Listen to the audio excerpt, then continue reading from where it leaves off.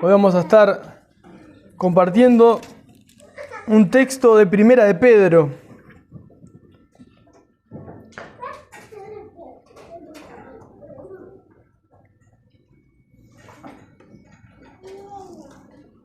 Primera de Pedro, el capítulo 4, que quizás si tienen alguna versión tradicional va a decir algo como buenos administradores de la gracia de Dios, el título.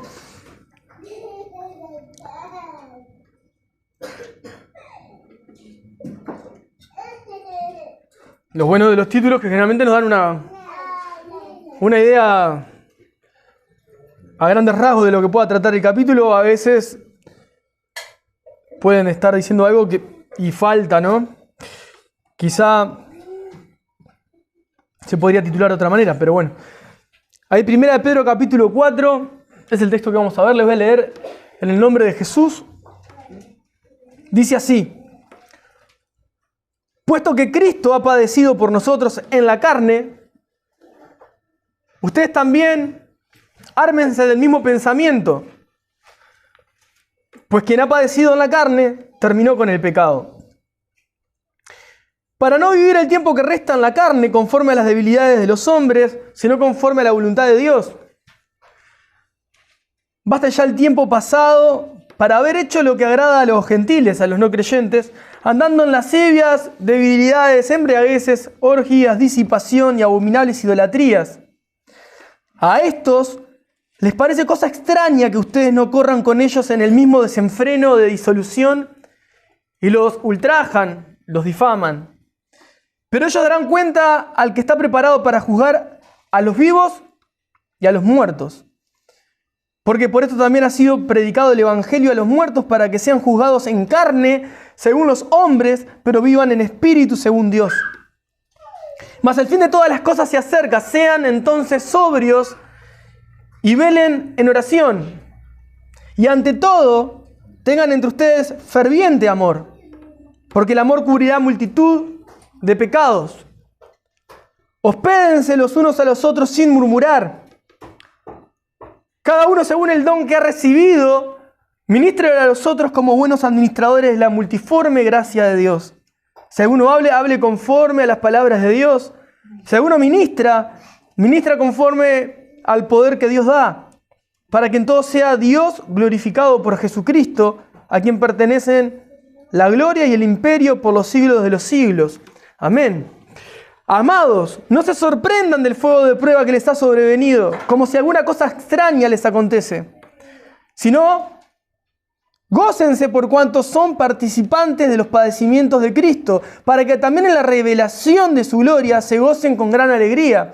Si son vituperados por el nombre de Cristo, son bienaventurados, porque el glorioso Espíritu de Dios reposa sobre ustedes. Ciertamente, de parte de ellos, Él es blasfemado, pero por ustedes es glorificado. Así que ninguno de ustedes padezca como homicida o ladrón o malhechor o por entremeterse en lo ajeno. Pero si alguno padece como cristiano, no se avergüence, sino glorifique a Dios por ello. Porque es tiempo de que el juicio comience por la casa de Dios. Y si primero comienza por nosotros, ¿cuál será el fin de aquellos que no obedecen al Evangelio de Dios? Y si el justo con dificultad se salva, ¿en dónde aparecerá el impío y el pecador? De modo que los que padecen según la voluntad de Dios encomienden sus almas al fiel Creador y hagan el bien. Amén. Bueno, acá tenemos el capítulo 4 de Primera de Pedro. Les leí todo el capítulo porque de todo el capítulo podemos sacar un montón de cosas interesantes y poder ponernos un poquito en contexto y poder comprender un poco, ¿no? Pero el texto sin su contexto en sí mismo podría llegar a ser cualquier otra cosa sin lo que Dios haya determinado. Podría ser un gran pretexto o podría ser un gran escándalo, ¿no? Podría ser un desastre lo que podía predicar. Entonces es importante que nosotros podamos colocarnos en ese contexto. Y Pedro escribe la carta no a nosotros en sí mismos, sí a los cristianos, pero no a nosotros hoy, no a esta iglesia, no pensando ni siquiera en las otras iglesias que podrían leer la carta en otro momento, sino a nuestros hermanos que estaban dispersos por diferentes partes de lo que hoy sería Turquía. ¿Por qué? Bueno, porque los cristianos estaban siendo perseguidos. ¿Y por qué? Y porque para el Estado en ese tiempo, ser cristiano era un delito. Entonces ninguno podía profesar su fe como nosotros hoy acá reunidos. Ninguno podía decir abiertamente que seguía a Jesucristo, el verdadero Dios.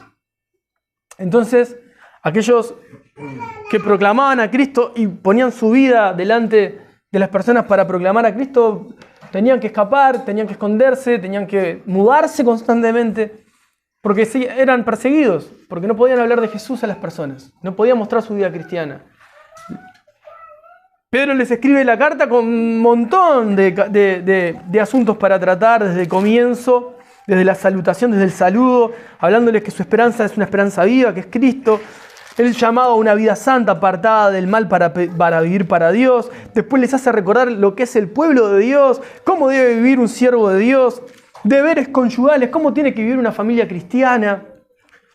Y después llega el 4 para hablar cómo debemos ser administradores del favor inmerecido de Dios, buenos administradores del favor inmerecido de Dios.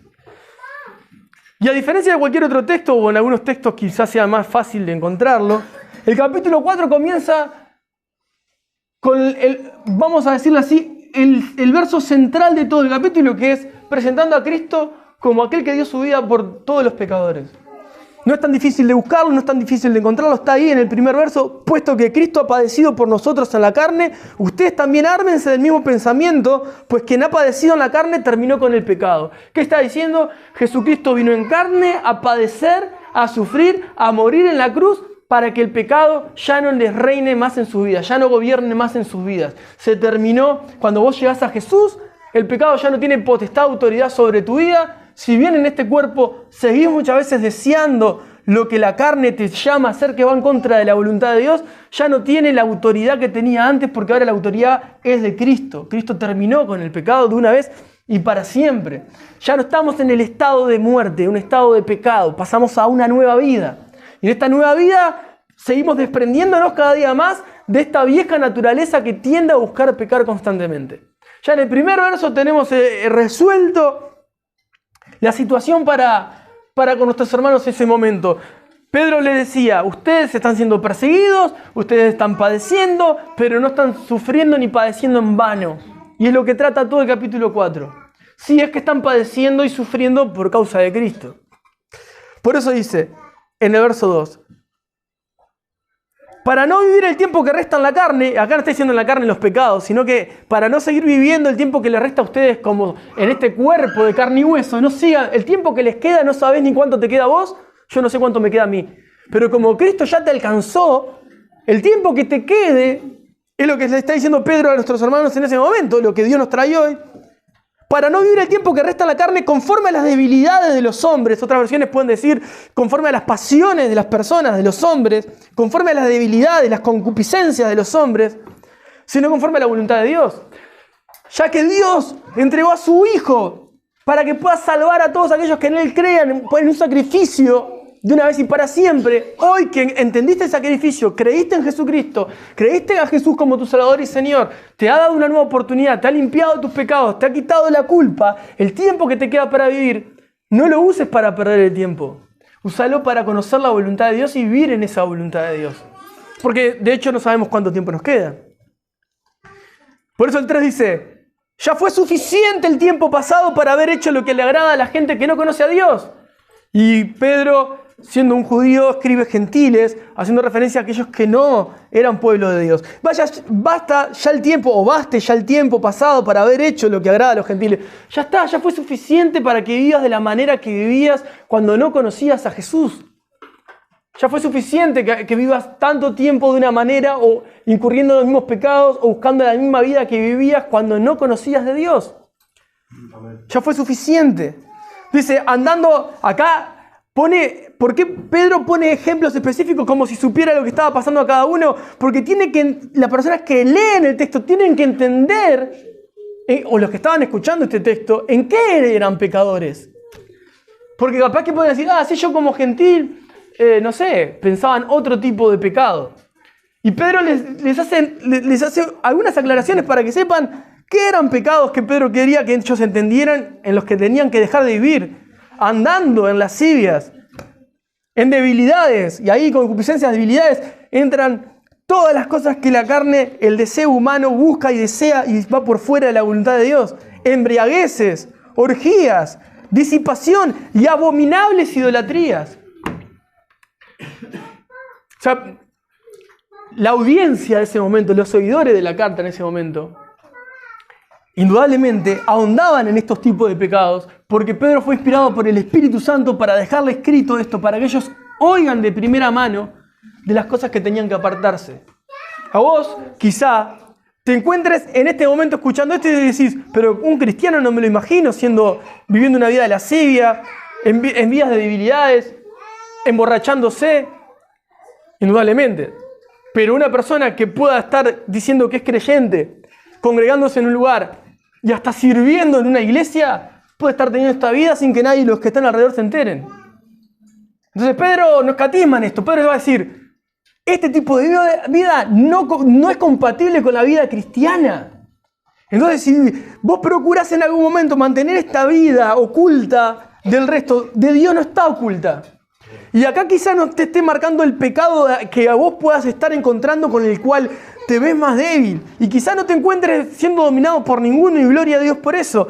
Pero la realidad es que lo que buscaba Pedro es que nuestros hermanos que estaban viviendo en una condición encima de persecución tenían todos los argumentos para golpear la puerta y cerrar y salir a vivir la vida que quisieran. Lo que les está diciendo en este momento es, ya fue suficiente con todo lo que vivieron. Ahora el tipo de padecimiento que tienen ya no es por causa de sus pecados. No vivan en estos pecados porque le van a sumar más problemas. Ustedes tienen que buscar una vida santa, apartados del mal para vivir para Dios. Y en esto no hay matices. El apartarse para una vida santa es apartarse de toda la maldad para vivir para Dios. Cuando nosotros comenzamos a apartarnos de la maldad para vivir para Dios, la luz de Cristo comienza a resplandecer en nosotros. Despiértate tú que duermes y levántate de los muertos y te alumbrará Cristo. ¿Qué es lo que nos está llamando? A que cuanto más me acerco a Jesús, más luz va a haber en mi interior, más luz voy a reflejar a mi exterior. Voy a caminar de manera que, obviamente, las tinieblas van a incomodarse y todo aquel que camina en tinieblas va a sentirse incómodo por la luz de Cristo que pueda estar a través de uno brillando. Si bien esto lo hablamos, capaz que cuando lo hablamos de manera más personal, los miércoles, de cómo esa diferencia tan enorme que hay cuando comenzamos a acercarnos a Jesús y la vida espiritual de los que no son creyentes se incomodan por nosotros. No que nosotros nos sintamos incómodos, sino que ellos se sienten incómodos con nosotros. Bueno, eso es porque estamos acercándonos a Cristo. Y las tinieblas y la luz no tienen ningún tipo de relación. Ahora nosotros tenemos que seguir santificando nuestra vida porque aquellos que se incomodan con nosotros tenemos que tenerlos en oración para que Cristo pueda llegar a sus corazones y también los pueda salvar. Y la lucha más grande que tienen las personas no son solamente las que suceden de repente con sus lugares fuera de sus núcleos, sino las que están cerca de ustedes. Pueden ser hijos, hijas, padres, madres, hermanos que convivan en un mismo techo, en una misma casa. Cuanto más me acerco a Cristo, más opresión, más presión, más sentimientos de diferencia parece que van a haber. Pero no es que sea malo en sí mismo eso, sino que la evidencia de que uno está acercándose cada día más a Dios para querer hacer la voluntad de Dios.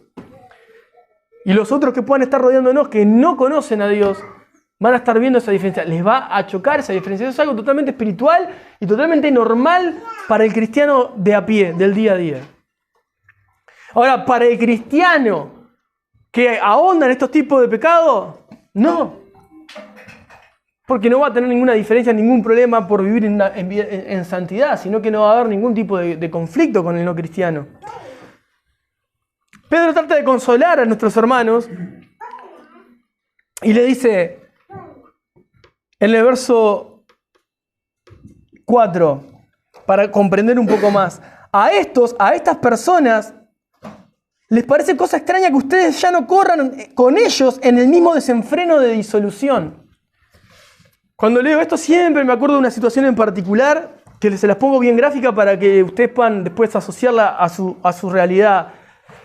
Recuerdo una situación me tocó hace muchos años poder acompañar a una persona y uno de los consejos que le daba sobre la vida en santidad, de apartarse y vivir para la gloria de Dios, apartar su vida, guardarse para vivir para Cristo, consagrar su vida para Jesús, Y después con los años la persona, después de congregarse en la iglesia, después de servir a una iglesia, lo que sea, con los años me confiesa que uno de sus pecados mayores fue que durante años vivió una vida intercambiando parejas. O sea, su pareja la intercambiaba con otros en lugares privados que se llaman, o ese tipo de práctica se llama swinger, ¿no?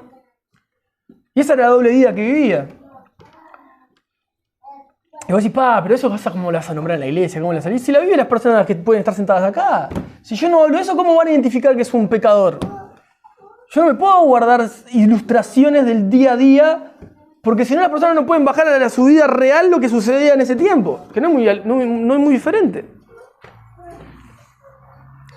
Entonces, estas personas que siguen viviendo una vida pecaminosa, que se siguen metiendo en lascivia, ¿no? Pecado, doble vida, embriagueces, como dice acá, ¿no? Disipaciones, cosas abominables, idolatrías. Cuando nosotros decimos, no, yo ya no quiero vivir así, yo ya no vivo de esta forma, yo ya no quiero caminar de esta forma. ¿Cómo no vas a vivir así? Dale, si yo te conozco. Dale, ¿qué te haces, el santo? ¿Por qué? Porque le parece cosa rara que no tengas el deseo, en primer lugar, como ellos, que se nutren todos los días de la porquería del pecado. De tu lado luchás y no querés eso que te domine. De hecho, Cristo te hizo libre para que eso ya no te domine más. Hay una cuota de tu vida antigua que va a tirar siempre según cuánto la alimentes. Pero la realidad es que el cristiano ya no quiere vivir así. Y el incrédulo, el que no quiera a Cristo, va a mirarte con ojos de...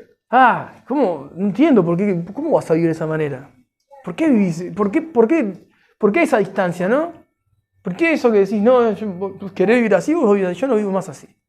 Entonces el cristiano cuando comienza a poner puntos en su vida, cuando esto sucede mucho incluso cuando, como les digo, familia o entorno laboral o círculos de amigos en los cuales en realidad tenés muchas personas que viven una vida totalmente desordenada, en pecado, y vos querés empezar a marcar esa diferencia, no porque te ponés en el plan de religioso y yo ahora vivo una vida santa, sino que vos ya no tomás las mismas decisiones que antes. No vas a buscar lo mismo que buscabas antes, ni respondés de la misma manera que respondías antes, ni actuás de la misma manera que actuabas antes. Y la persona que no es cristiana va a decir, bueno, pero si siempre lo hicimos así esto.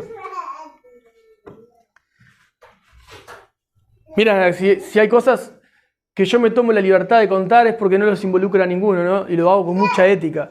Pero a lo largo de los años, y yo tengo recién poquitos años como pastor, 7 años, no es nada, muchos años más antes en Cristo. Pero las situaciones que me han tocado llegar a escuchar de personas cristianas, de personas que servían a la iglesia, de personas que andaban en la iglesia, de lugares que estuvieron en lugares de servicio, a lo largo y ancho de los años, son cosas que no te vas a poder imaginar nunca.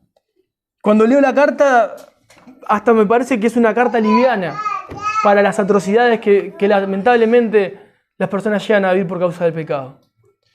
Entonces, a mí no me parece nada extraño que Pedro esté diciendo, hermanos, miren que estas personas lo van a difamar, los van a ultrajar, se les van a burlar, van a querer hacer que ustedes vuelvan a ese pecado para decir, viste que no era tan así como decías. Viste que la vida cristiana no es tan como vos decís. Son Judas, son Caínes, son el diablo atrás de esas personas. No te estoy diciendo que veas sos el diablo mismo, no. Pero lo que está detrás de esa persona, lo que pueda estar adentro de esa persona, es lo que está buscando hacerte vivir la vieja vida que vivías antes. Miren cómo sigue. El 5 dice, pero ellos darán cuenta al que está preparado para jugar a los vivos y a los muertos. Pero le dice, escuchen, no se preocupen ustedes como ellos quieran hacerlos a ustedes tropezar, caer, señalarlos, difamarlos, burlarse. Ellos van a tener que dar cuenta delante del Dios de ustedes, al que juzga vivos y muertos. No es poca cosa. Y obviamente que la persona que no conoce a Dios le va a dar lo mismo. Pero nosotros lo tenemos a lo largo y lo ancho de la Biblia, ¿no? Ay de aquel que hace tropezar a uno de mis hijos, ¿no? Ay de aquel. Mejor es que se cuelgue una soga y se tire con una piedra, ¿no? Desde un molino para abajo. Como diciendo, mirá que no le viene nada bien a aquella persona que está buscando que el cristiano vuelva a una vida pecaminosa como vivió en algún momento. Entonces ustedes en su radio, porque obviamente el Espíritu Santo nos está hablando hoy, el radio que ustedes tienen en el que se mueven, identifiquen ¿Dónde está sucediendo que quieran hacerles entrar a vivir una vida pecaminosa y eliminen por completo el entrar en ese juego? Ni siquiera estoy diciendo eliminen a las personas de su vida, sáquenlo, no estoy diciendo eliminen la posibilidad de relación a entrar en ese juego pecaminoso, porque Dios está diciendo, esas personas no van a terminar bien. Si no se arrepienten antes, ¿verdad? Más el fin de todas las cosas se acerca, sean entonces sobrios y velen en oración. O sea, estén atentos de que verdaderamente, constantemente van a ser atacados. No solamente les está hablando, miren que Pedro es consciente que estas personas estaban siendo buscadas para ser muertas porque pronunciaban y proclamaban el nombre de Cristo y se creían y se entendían cristianos. Y el Estado buscaba perseguirlos para matarlos. Pero no les está hablando de eso. Ni siquiera está tocando este tema de yo sé todo lo que están sufriendo y todo lo que están pasando de necesidades de todo tipo. Les está hablando del pecado que está en sus corazones. O sea, que es peor el pecado que lucha por querer dominar el corazón tuyo que una persecución de ese tipo.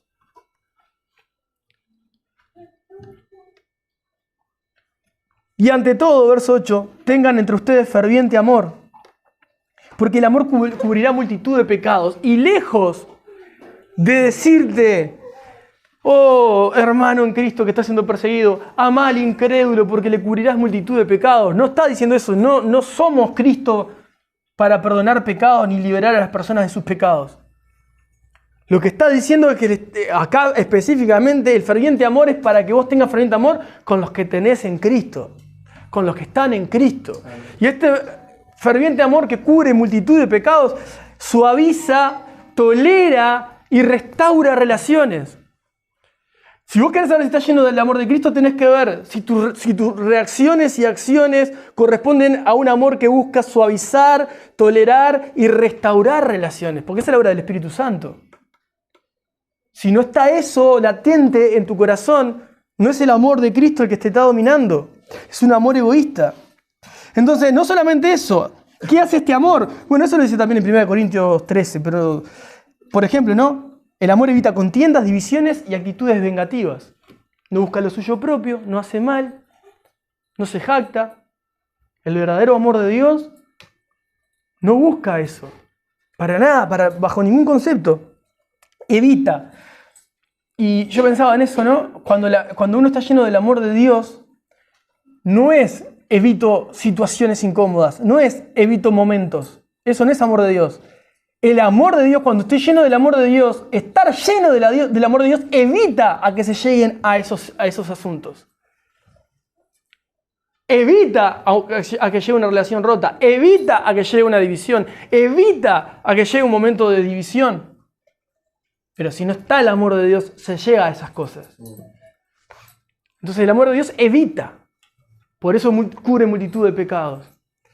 Suaviza, tolera, busca relación, busca restauración. Ese es nuestro Dios.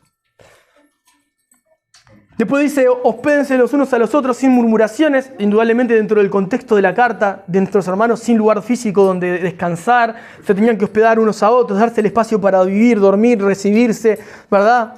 Ese es el contexto verdadero por el cual está incrustado ahí, pero si tenemos que sacar una enseñanza para nosotros, indudablemente yo te voy a recibir en mi casa, no para que cuando te vayas a hablar todo lo malo que me parece tu vida. Eso es murmuración, aun si lo hiciera con mi esposa. ¿Entienden? Yo te puedo recibir en mi casa, puedes estar en mi casa, puedo cenar contigo, te fuiste y yo murmuro de vos. Eso es murmuración. Ni siquiera está diciendo, júntense, hospédense, pero no para murmurar de los demás que no están con ustedes. No, está diciendo, hospédense los unos a los otros sin murmuraciones. Entonces, eso también es importante tenerlo presente. Y yo me imagino, ¿no? Toda la vida, todo lo que estaban viendo nuestros hermanos, todo lo que estaban sufriendo, y todavía tenían espacio para ese tipo de pecado. O sea, para mí es una locura, pero en realidad esto, hasta el día de hoy, es algo de la vida cotidiana, del no cristiano y lamentablemente de muchos cristianos. Y después empieza a recaer, ¿no? El capítulo 4 sobre la responsabilidad de cada uno de los hijos de Dios. Esto es interesante porque no está hablando de los líderes, porque ni siquiera está hablando de líderes acá, no está hablando de pastores, no está hablando de maestros, está hablando de los cristianos, cada uno como miembros del cuerpo de Cristo. Dice, cada uno, según el don, según la capacidad, el carisma que ha recibido.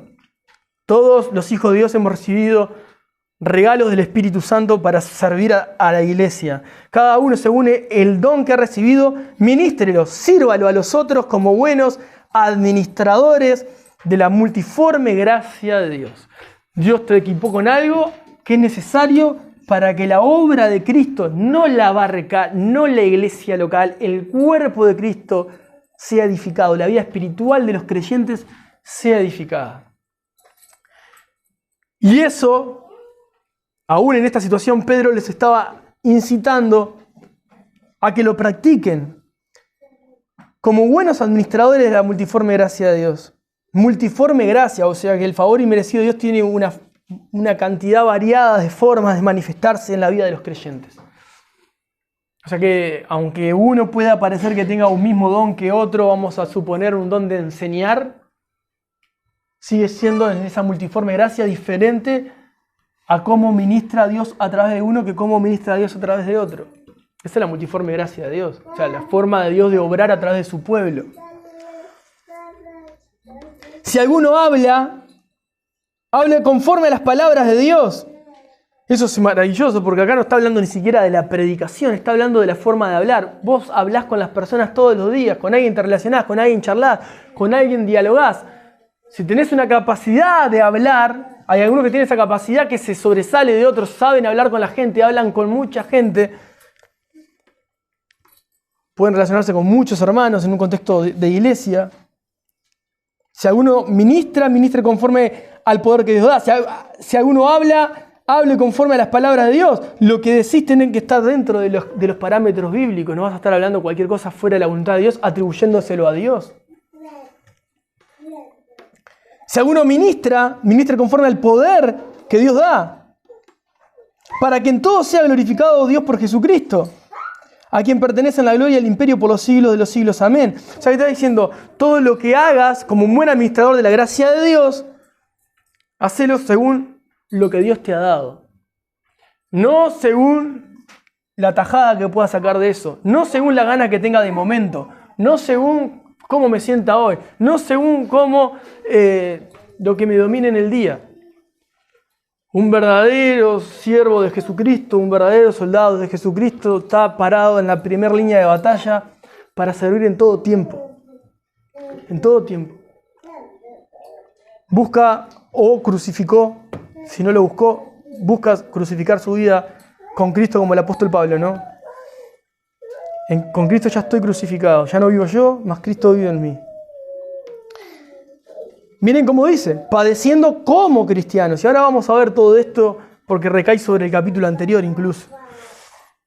Amados, no se sorprendan del fuego de prueba que les ha sobrevenido. Le está diciendo Pedro a nuestros hermanos. No se sorprendan de esto que les está pasando, como si alguna cosa extraña les acontece. Sino gócense por cuanto son participantes de los padecimientos de Cristo, para que también en la revelación de su gloria se gocen con alegría. ¿Qué les está diciendo Pedro? Hermanos, presten atención a lo siguiente. Ustedes están sufriendo, pero no están sufriendo porque tienen ganas de pecar y hacer lo que tienen ganas con su vida y darse contra todo y tener los resultados peores y los peores resultados del odio, de la mentira, de las envidias, de los celos, del pecado en sí mismo. Ustedes están sufriendo porque verdaderamente están siguiendo a Jesús y empiezan a ver que hay conflictos alrededor de ustedes que los vienen a oprimir para que ustedes no sigan el camino angosto y sigan caminando en Cristo y se desvíen del camino angosto. Entonces que no les sea extraño que empiecen a padecer este tipo de situaciones, porque este tipo de situaciones dan evidencia que verdaderamente se han encontrado con Dios y que Dios les está guardando y que Dios los ha apartado de toda esa maldad, aunque convivan en esa maldad, aunque se relacionen en el día a día con esa maldad misma. Entonces ustedes no se extrañen que empiecen a venir los problemas cuando ustedes se comienzan a apartar su vida para Jesús.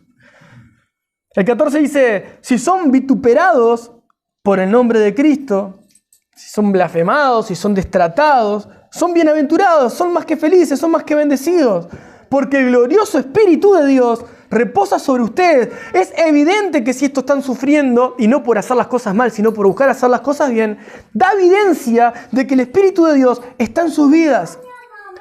Ciertamente de parte de ellos, Jesús es blasfemado, pero por ustedes es glorificado. Ellos podrán burlarse, reírse, jactarse, señalarte, lo que quieran.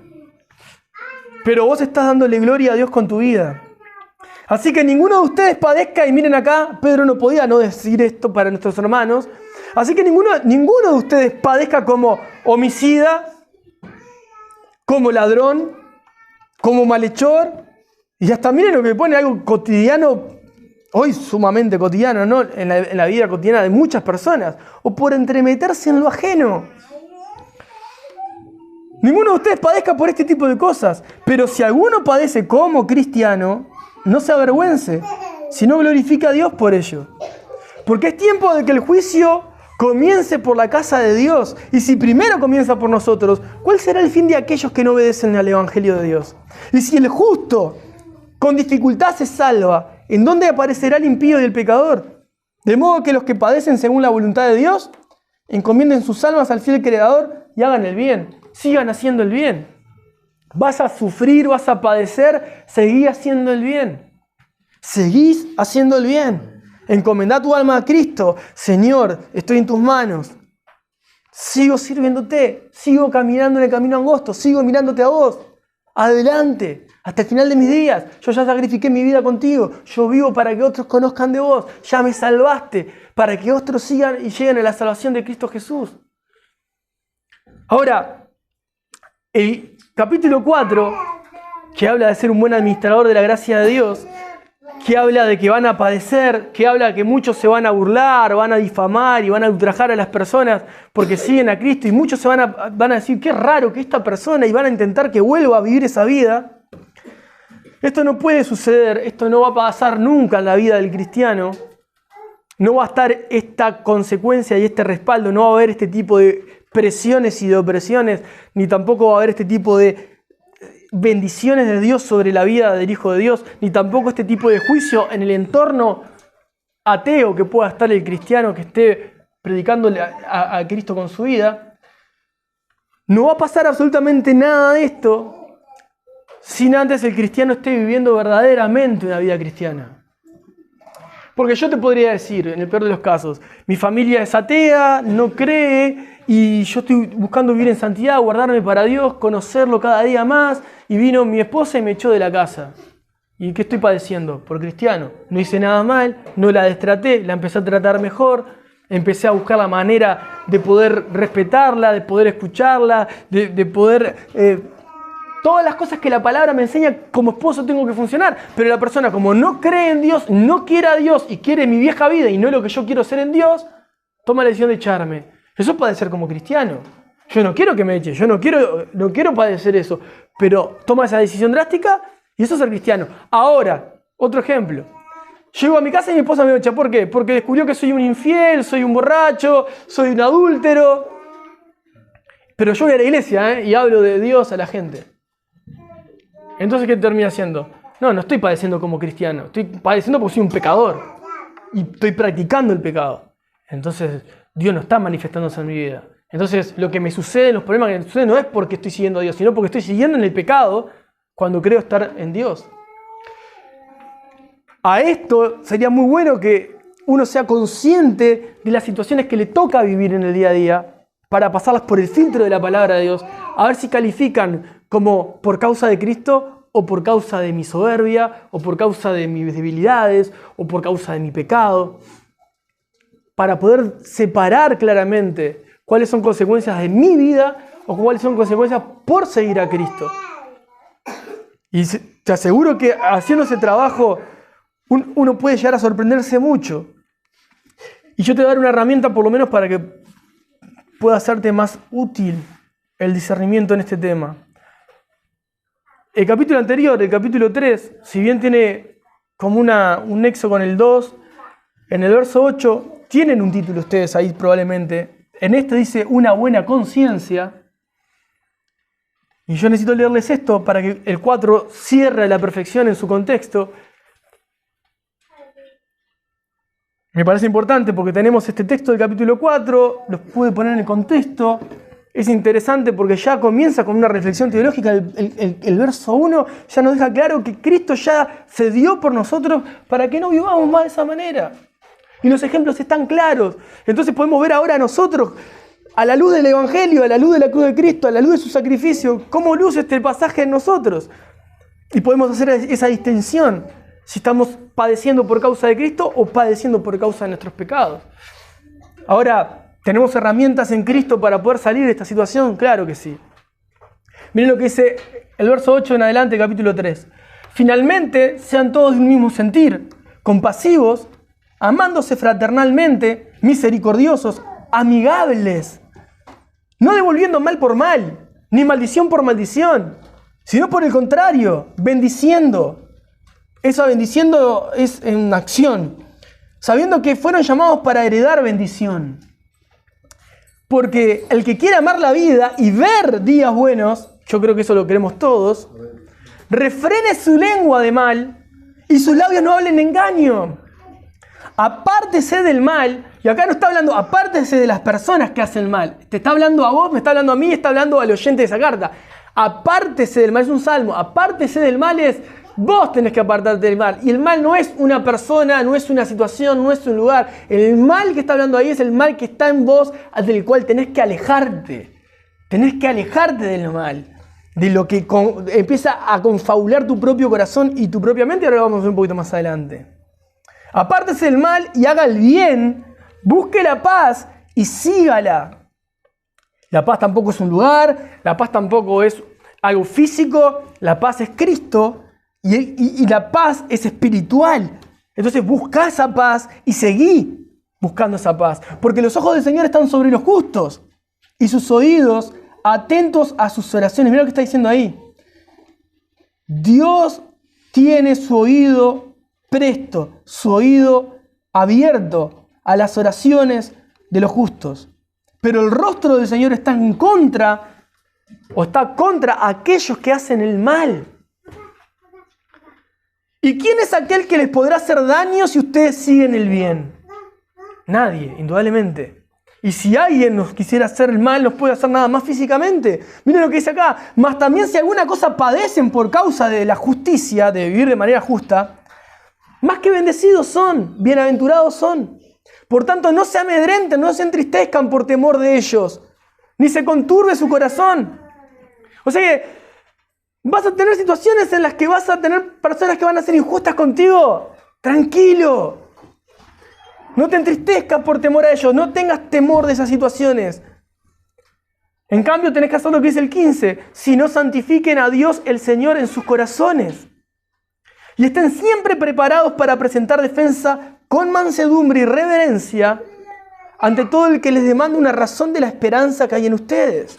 Cuando esas personas ya no se están burlando, ya no están señalando, ya no están atacando y se acercan a preguntar, pero ¿qué es lo que estás creyendo vos hoy? ¿Qué es lo que pensás de todo esto? Bueno, yo pienso esto. No voy a estar diciéndole, yo pienso esto, y empiezas a gritarle, ¿no? No, con mansedumbre y reverencia y respeto. Le vas a dar las razones ¿por qué? Porque vos tenés esperanza en Jesús. Y el 16, que es el corazón de esto.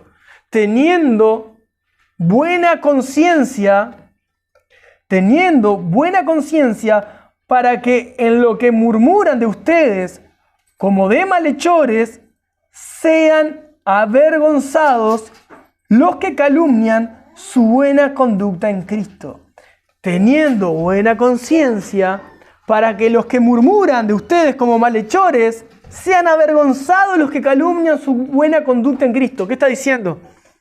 Hermanos, si ustedes viven una vida que agrada a Dios, no externamente, sino desde el interior, si su conciencia no tiene ninguna piedrita que les esté haciendo ruido, si su conciencia no tiene ninguna luz de alerta, si su conciencia no tiene nada manchado, si su conciencia no tiene nada empañado, si ustedes entienden que duermen tranquilos y con una sonrisa antes de dormir, porque saben que Cristo los limpió con su sangre y sienten la paz del Espíritu Santo que sobrepasa todo entendimiento en sus vidas, si ustedes experimentan el amor de Dios en sus vidas, si son dominados por esto internamente y eso se refleja en su manera de vivir externa, tranquilos.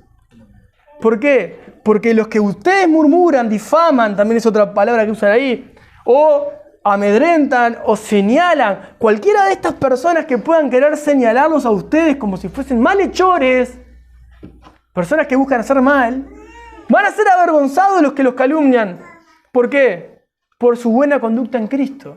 Pero la buena conducta en Cristo tiene respaldo espiritual cuando internamente está en armonía lo externo con lo interno y hay congruencia entre lo que se piensa, lo que se habla, lo que se vive.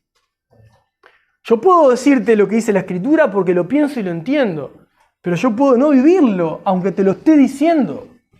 Yo te puedo expresar pasajes, te puedo leer, te puedo compartir todo lo que sea. Hay predicadores, lamentablemente, hay gente que se para delante de los púlpitos en las iglesias, multitudinarias, gigantes, pero lo que dicen, aunque sea una verdad, no va acorde a lo que tienen dentro.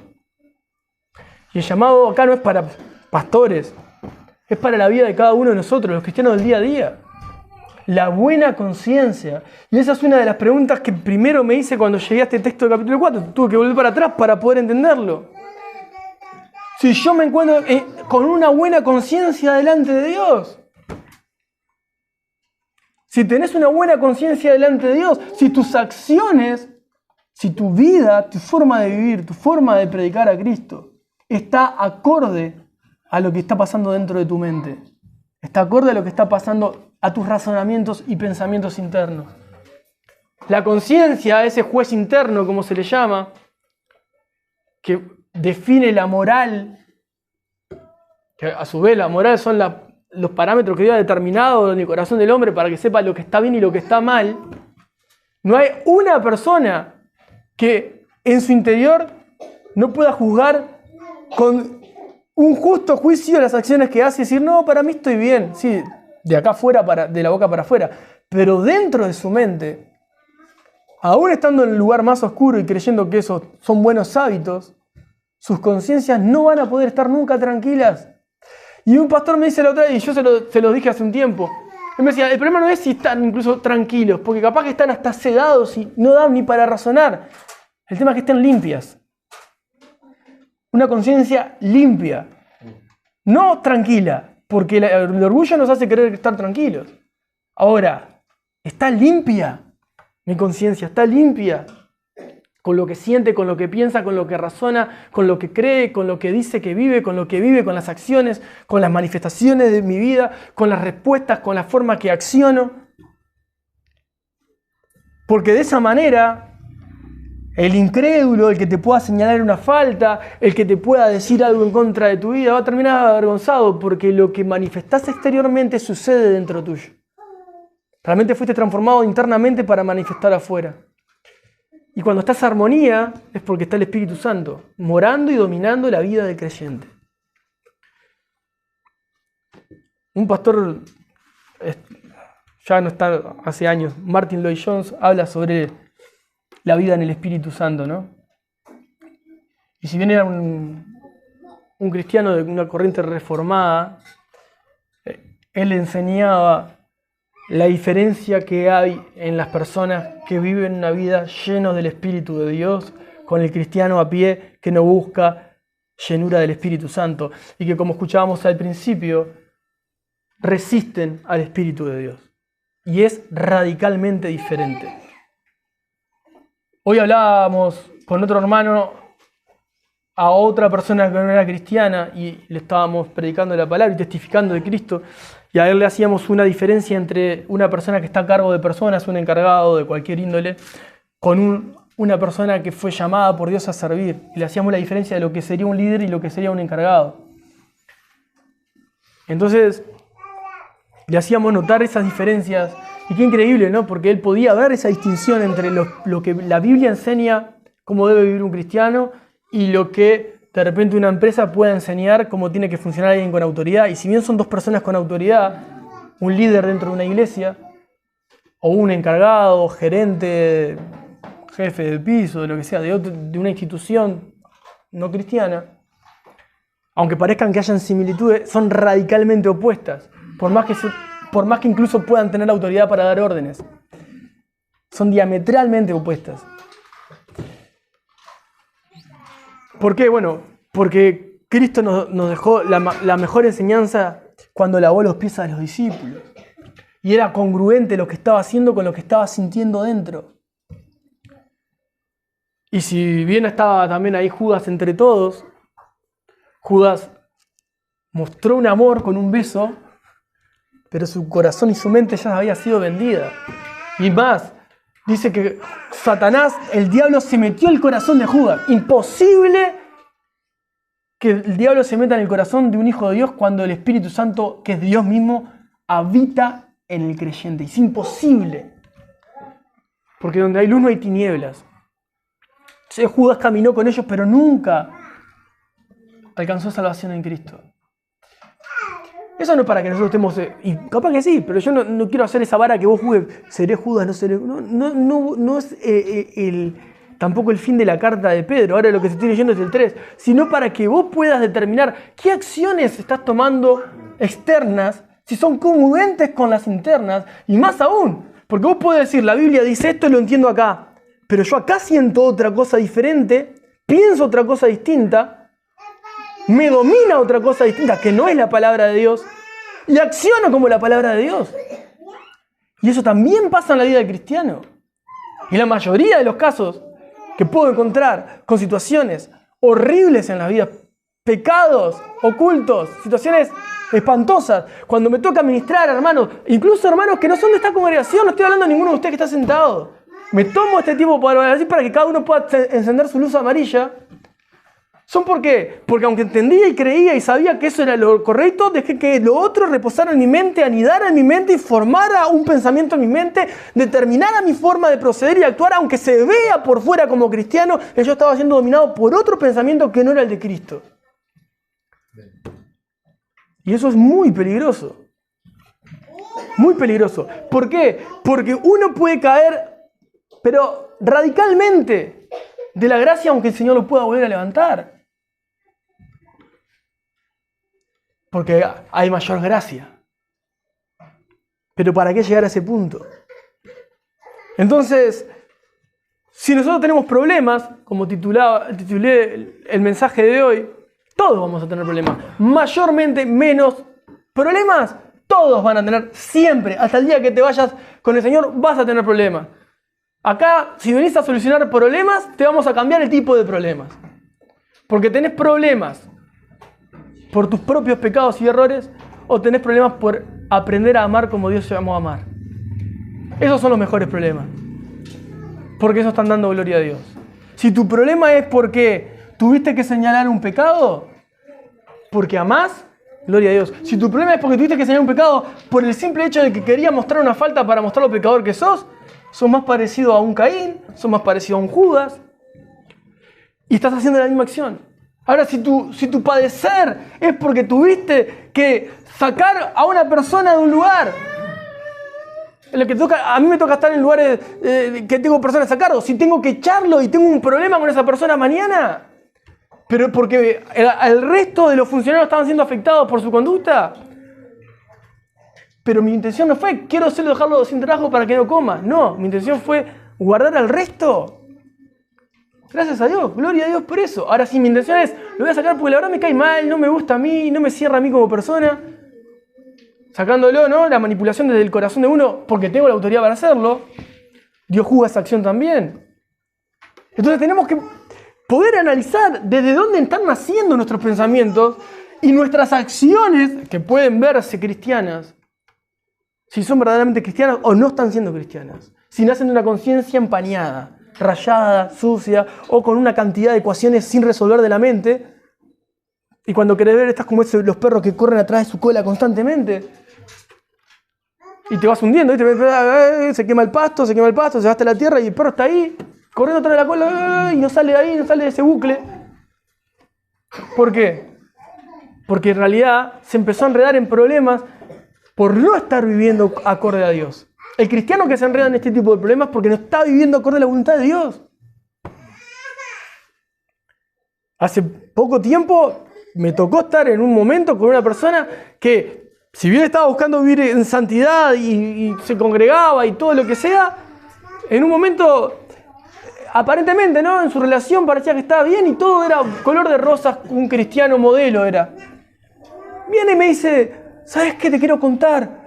Hoy puedo ver a mi hijo. ¿Qué hijo tenés? Ah, no te conté, lo que pasa es que yo tuve un hijo y ahora apareció la madre que me está pidiendo plata, pero me lo va a dejar ver. ¿Cómo pudiste vivir todos estos años como cristiano sin tocar ni siquiera ese tema, ni siquiera sacarlo a luz, ni siquiera tratar de resolverlo? Y es porque la persona te buscó a vos, porque si no, no tomaste ni siquiera las cartas en el asunto para poder resolverlo antes. ¿Cómo puedes acostarte a dormir tranquilo si sabes que trajiste una vida al mundo y no le estás dando el amor que Cristo vos decís que te dio a vos en la cruz? Es impensable para un hijo de Dios. Pero hay cristianos que pueden parecer cristianos. Hablan como nosotros, pueden servir como nosotros, pero la verdad que están muy lejos de eso.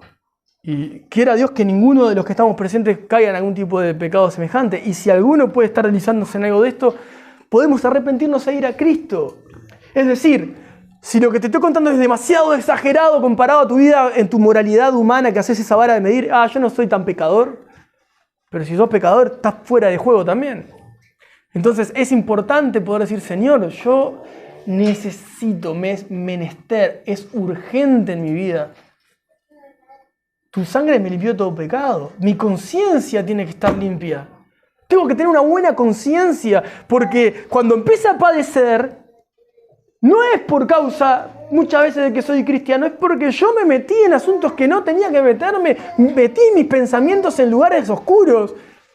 Y hoy tengo las consecuencias de andar en esa oscuridad. Pero somos libres en Cristo, quiero decir, todos tenemos acceso al trono de la gracia. Y no entrar en ese juego diabólico que lo que busca es hundirte y que te pierdas. Por eso también dice acá, terminando el capítulo 3 y terminando con esto, miren lo que dice acá. Porque mejor es que padezcan haciendo el bien, si la voluntad de Dios así lo quiere, que haciendo el mal. Porque también Cristo padeció solo una vez por los pecados, el justo Jesús, por los injustos, vos y yo, para llevarnos a Dios, siendo la verdad muerto en la carne, pero vivificado en el Espíritu. En el cual también fue y predicó a los espíritus encarcelados, los que en otro tiempo desobedecieron, cuando una vez esperaban la paciencia de Dios en los días de Noé, mientras se preparaba el arca, en las cuales pocas personas, es decir, 8, fueron salvadas por agua. Ahora todo esto no voy a entrar. El bautismo que corresponde a esto ahora nos salva, no quitando las inmundicias de la carne, sino como una aspiración de una buena conciencia hacia Dios. ¿Qué es el bautismo en agua? ¿Por qué nos bautizamos? Porque es un mandamiento, porque es uno de los mandamientos sacros, si quieren decirle, que instituyó Cristo y que instituyó Dios desde antes. ¿Para qué? ¿Para que nos salve? No. Es una señal visible para todos los que nos rodean de que nosotros estamos dejando en el agua una vieja vida y que de ahí en más una limpia conciencia comienza a vivir de ahí en más. O sea, cuando yo me bauticé, o cuando vos te bautizaste, para los que se bautizaron, dejaron en el fondo del mar todos sus pecados y ahora salimos con una conciencia limpia delante de Dios. Y comenzamos a caminar en una conciencia. Ahora, Dios nos entregó la conciencia limpia para que la mantengamos limpia. Entonces dice, sino como la aspiración de una buena conciencia hacia Dios por la resurrección de Jesucristo, quien habiendo subido al cielo está a la diestra de Dios, y a él están sujetos ángeles, autoridades y potestades. Así que si Cristo ya dio su vida por vos y por mí, no pierdas el tiempo de tu vida enredado en asuntos que no te van a llevar a ningún lado, y aprovecha tu tiempo para conocer a Dios y hacer la voluntad de Dios en tu vida. Eso es lo que Pedro les decía a nuestros hermanos que estaban siendo buscados para ser muertos. No les estaba diciendo, sigan escapando, evitan la muerte. No, peleen y batallen, pero consagren sus vidas en santidad, porque si no los matan de afuera, mueren acá. Acá adentro van a morir. Y van a ser dominados de acá. Si se mete el dardo de fuego del enemigo a tu mente, vas a entrar en su juego, vas a querer pelear su pelea. ¿Para qué si ya fue vencido? ¿Para qué? No hay necesidad. No hay necesidad. Entonces, vimos a nuestros hermanos Sufriendo, sí, sufriendo. A un Pedro tratando de alentarlo, sí. Pero un Pedro que buscaba que ellos, aunque tendrían que morir en algún momento en manos de esta gente, iban a morir con la conciencia tranquila. Dios, yo hice tu voluntad, me guardé en tu voluntad. No hice lo que ellos querían, no viví la vida que ellos buscaban que viviera. Como hace un tiempo atrás, en una luz de buena conciencia, una persona que se identifica como cristiana en un matrimonio me decía que su esposo le hacía hacer ciertas cosas totalmente depravadas, porque así era como se sentía feliz en algún momento en su vida.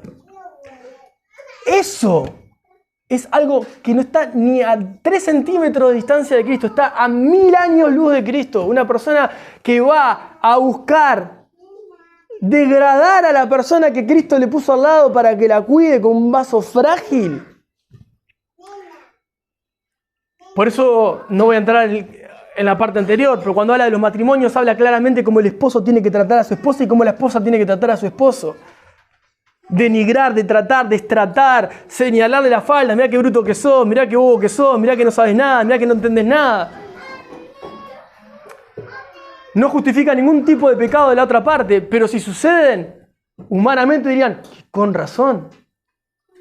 Pero no justifican, no justifican. Pero son entendibles las acciones, porque un pecado lleva a otro pecado y otro más profundo lleva a otro más profundo. Entonces con destrato, con denigrarse, con destratarse, con marcarse la falta, sí, todo sin amor, ¿no? Todo sin amor. O necesitarse de una manera pecaminosa. Cuando una de las partes tiene un pico de lucidez, ¿no? Y vuelve a Cristo, quiere apartar su vida en santidad, la otra persona ya está practicando el pecado hace tanto tiempo que le parece cosa extraña que la persona diga, no, así no, esto está mal. Yo no quiero vivir más así. Como hace también unos años atrás me pasó con un matrimonio que tenían la costumbre de comprar cosas robadas. Iban y empezaron a ir a la iglesia y de repente voy un día a la casa y vi una GT, hay una bicicleta carísima, ¿no? Vino acá la vuelta de la boca, me la trajo para vender 500 pesos. Claro, si total no la robé yo. Pero cuando empezó a tener un piquito de lucidez, le dice a la otra persona, yo esto no quiero hacerlo más. Pero otra persona no tenía esa lucidez de estar cegando a Jesús de una manera sincera y se le había abierto el entendimiento de Cristo y tenía un temor hacia Jesús que quería vivir una vida ordenada. Si podía hacer las cosas mal, iba a hacer las cosas mal. Si podía sacar tajada de las cosas, iba a sacar tajada de las cosas. Y ahí empezó a haber un conflicto y un choque. Porque la luz empezó a resplandecer y las tinieblas empezaron a oprimir. Y eso es lo que sucede en el verdadero cristiano. Por eso le decía, el que verdaderamente se acerca a Jesús y comienza a ser transformado por Jesús, santificado por Jesús, empieza a tener esos ciertos conflictos sinceros con la gente que no se acerca a Cristo. Este es el tiempo para poder examinarnos y poder acercarnos a Él.